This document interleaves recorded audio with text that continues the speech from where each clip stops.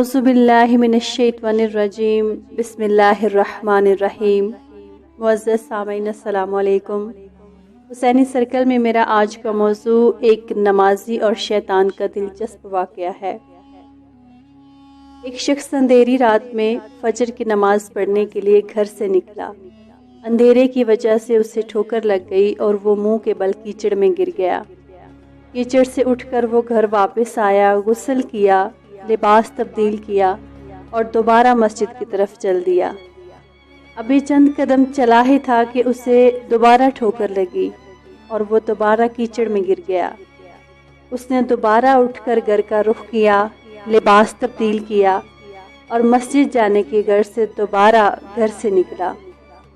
جیسے ہی وہ اپنے گھر سے نکلا تو اس کے دروازے پر اسے ایک شخص ملا جو اپنے ہاتھ میں روشن چراغ تھامے ہوئے تھا۔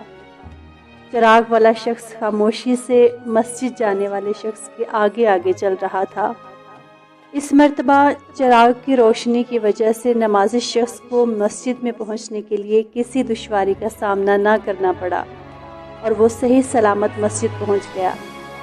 مسجد کے دروازے پر پہنچ کر چراغ والا شخص رک گیا۔ نمازی اسے چھوڑ کر مسجد میں داخل ہو گیا اور نماز ادا کرنے لگا۔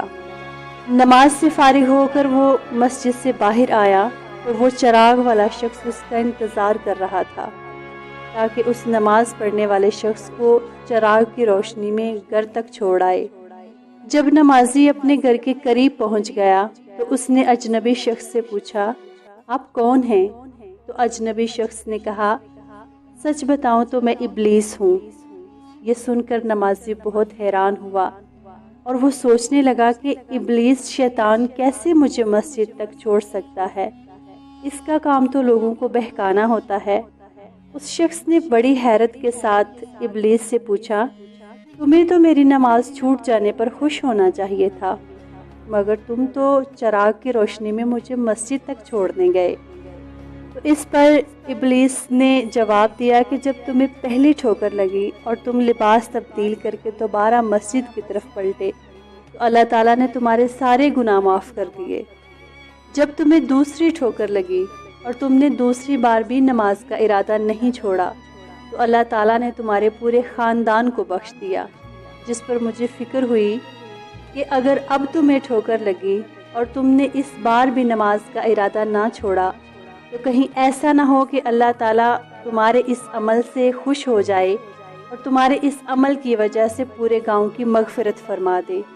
اس لیے میں چراغ لے کر آ گیا کہ تم بغیر گرے مسجد تک پہنچ جاؤ۔ اس شخص نے جیسے ہی ابلیس شیطان کی یہ بات سنی، اس نے اللہ تبارک تعالیٰ کی بارگاہ میں سر جھکا کر اللہ تعالیٰ کا شکر ادا کیا اور اپنی تمام زندگی باقاعدگی سے نماز ادا کرنے کا پختہ ارادہ کر لیا۔ معزز سامعین، امید ہے آپ کو یہ سبق آموز ویڈیو ضرور پسند آئی ہوگی۔ اللہ تعالیٰ سے دعا ہے کہ وہ ہم سب کو باقاعدگی سے نماز ادا کرنے کی توفیق عطا فرمائے۔ والسلام۔